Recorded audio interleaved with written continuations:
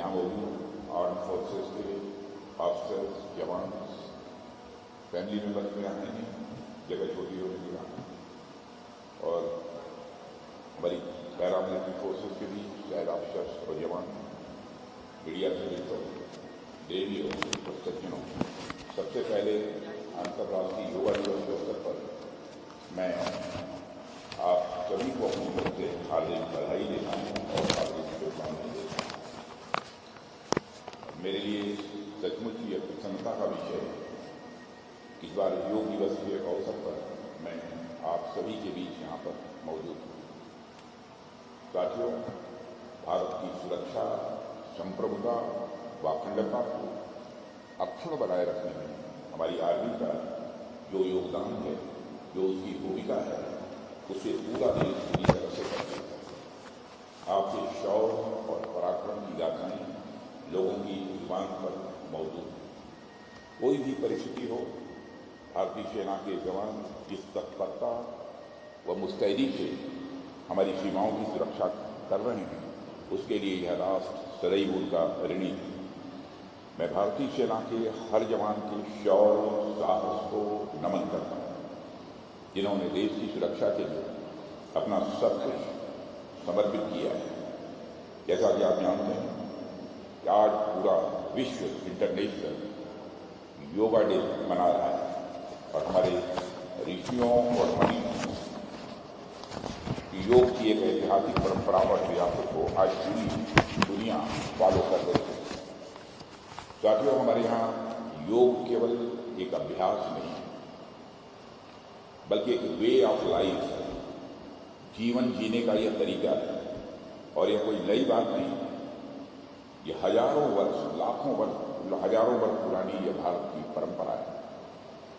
आप सोचिए, एक समय था जब योग को सिर्फ भारत के ऋषियों और योगियों तक ही यह सीमित माना जाता था, लेकिन आज न्यूयॉर्क का टाइम्स स्क्वायर हो या पेरिस का एफिल टावर हो, हर जगह लोग योग मैट बिछाकर सूर्य नमस्कार कर रहे हैं और योगा कर रहे हैं। क्या यह किसी चमत्कार से कम है? यह भारत की बढ़ती सॉफ्ट पावर है, तो भारत की बढ़ती सॉफ्ट पावर है और योग इसका सबसे ताकतवर एम्बेसडर बन चुका है। साथियों, आज जब दुनिया स्ट्रेस, एंजाइटी और कॉन्फ्लिक्ट से जूझ रही है, तो मैं समझता हूं कि योग दुनिया के सामने एक यूनिवर्सल सॉल्यूशन बनकर उभरा है। योग लोगों को क्या में क्लैरिटी दे रहा है, और मैं ये कहूं तो गलत नहीं होगा कि योग एक आर्ट है, योग एक साइंस है, योग एक फिलॉसफी है और साथ ही साथ आध्यात्मिकता है, यानी कि स्पिरिचुअलिटी भी है। कुछ लोग योग को केवल एक पालथी मार कर बैठना, ध्यान से जोड़कर देखना इसे ही मानते हैं। उन्हें यह समझना होगा केवल आंखें बंद करके बैठना भर यह योग नहीं है। यह माइंडफुलनेस है, अवेयरनेस है, और यह वह आर्ट है जिससे हम अपनी भावनाओं को पहचानते हैं, उन्हें मैनेज करना भी सीखते हैं।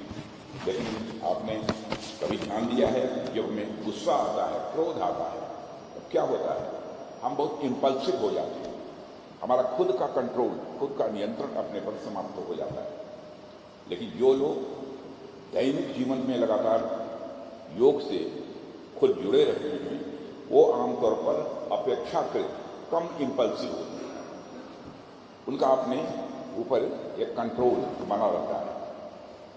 जब मैं कंट्रोल की बात कर रहा हूं, तो हालिया ऑपरेशन सिंदूर का उदाहरण मैं यहां आप सबके सामने जरूर रखना चाहूंगा। पूरी दुनिया ने देखा कि जिस तरह से हमारी फोर्सेज ने सूझबूझ दिखाते हुए सिर्फ उन्हीं ठिकानों को तबाह किया जो आतंकवादी गतिविधियों के गढ़ थे, उनके किले थे। यदि हम चाहते तो आतंकवादियों के साथ साथ और भी चीजों का अस्तित्व मिटा सकते थे, लेकिन हमने वह नहीं किया। हमने धैर्य दिखाया। यह धैर्य और संतुलन हमारे योग की विरासत का ही परिचय है। योग ही हमें वह आंतरिक शक्ति प्रदान करता है जिससे हम विपरीत परिस्थितियों में भी संयम नहीं खोते। साथियों, सीमा पार से भारत के खिलाफ केवल पहलगाम में एक आतंकी घटना को ही अंजाम नहीं दिया गया, बल्कि भारत की सामाजिक और सांप्रदायिक एकता को भी निशाना बनाया गया। हमने न केवल उनके मंसूबों को विफल किया है ऑपरेशन सिंदूर के माध्यम से, बल्कि ऐसी जवाबी कार्रवाई की कि पाकिस्तान को घुटने टेकने पड़े और तब जाकर कहीं ऑपरेशन सिंदूर को हमने अल्प विराम दिया है। ऑपरेशन सिंदूर समाप्त नहीं है, स्थगित है, अल्प विराम दिया है। मगर जैसा कि हमने पहले कहा है कि ऑपरेशन सिंदूर अभी खत्म नहीं हुआ है। ऑपरेशन सिंदूर सिर्फ पहलगाम में हुए आतंकी हमले की प्रतिक्रिया मात्र नहीं थी। हमने इस ऑपरेशन के माध्यम से पाकिस्तान को यह बताया है कि भारत के खिलाफ आतंकवादी गतिविधियां चलाने का अंजाम बद से बदतर होने वाला है। ऑपरेशन सिंदूर 2016 की सर्जिकल स्ट्राइक और 2019 की एयर स्ट्राइक का एक नेचुरल प्रोग्रेशन। ऑपरेशन सिंदूर के माध्यम से हमने पाकिस्तान को बता दिया है कि आतंकवाद से भारत को हजारों घाव देने का उनका अभियान अब सफल नहीं होने वाला है। भारत की धरती पर होने वाला कोई भी आतंकी हमला पाकिस्तान को बहुत ही महंगा पड़ने वाला है। आतंकवाद के खिलाफ भारत हर तरह की कार्रवाई करने के लिए पूरी तरह से तैयार है। आप सबके सामर्थ्य पर, आप सबके समर्पण पर, आप सबके जज्बे के आधार पर मैं यह बात कह रहा हूँ। साथियों, पाकिस्तान भारत को भीतर से कमजोर करना चाहेगा, मगर पाकिस्तान को यह नहीं भूलना चाहिए कि भारत की एकता और अखंडता के लिए अगर मेजर सोमनाथ भारती ने अपने प्राणों की आहुति दी है, तो ब्रिगेडियर उस्मान जैसे महावीरों ने भी इस देश के लिए अपने प्राणों का बलिदान दिया है। आज मैं उधमपुर में मौजूद हूँ और यहाँ से कुछ घंटों की ही दूरी पर नौशेरा की वह जगह मौजूद है जहाँ ब्रिगेडियर उस्मान ने भारत माता के लिए सर्वोच्च बलिदान दिया था। आज जब सारा देश अंतर्राष्ट्रीय योग दिवस मना रहा है, तो हमें योग शब्द के सही मायनों का भी स्मरण करना चाहिए। योग का अर्थ है जोड़ना। समाज के हर वर्ग को भारत की संस्कृति और आत्मा के साथ जोड़ना, यही योग है। यदि इस काम में समाज का एक भी वर्ग पीछे छूटा तो समझे भारत की एकता और सुरक्षा का चक्र टूटा। इसलिए आज हम सब केवल शरीर का योग न करें, बल्कि समाज और विचार के स्तर पर भी योग करने की आवश्यकता है। यह काम बड़े संयम और धैर्य के साथ हम सभी को करना है। तो साथियों, मैं आपको स्वयं अपना भी एक उदाहरण देता हूँ। कई बार मेरे समक्ष ऐसे मौके आते हैं जब मुझे भी बड़े निर्णय लेने पड़ते हैं, जब कार्य का दबाव बढ़ जाता है। ऐसी स्थिति को अगर मैं उचित तरीके से संभाल पाता हूँ तो उसके पीछे योग का एक बहुत बड़ा योगदान होता है। योग मुझे शांत रहने की शक्ति देता है।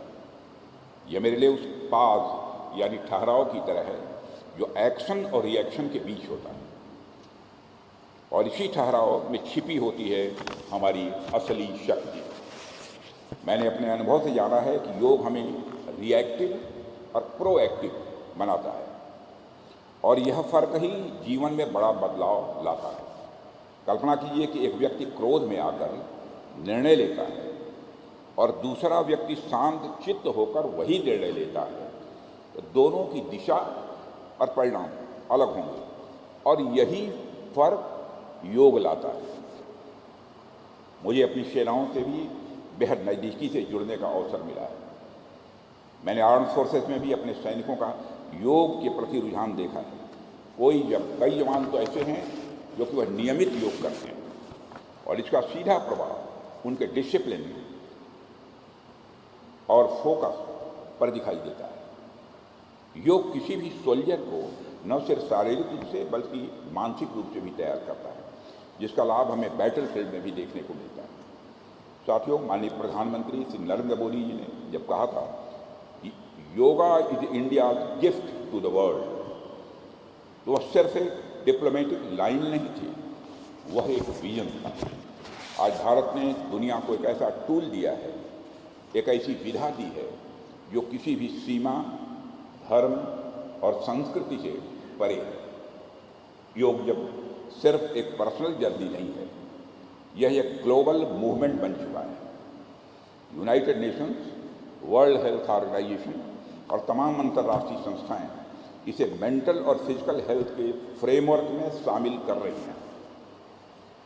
भारत के संबंध में और खासकर हमारी आर्म्ड फोर्सेस के संदर्भ में कहूँ तो यह हमारा सौभाग्य है कि अनेक योग संस्थानों ने, अनेक योगियों ने खुद अपनी तरफ से यह इनिशिएटिव उठाया है कि कैसे भारत के सैनिकों को शारीरिक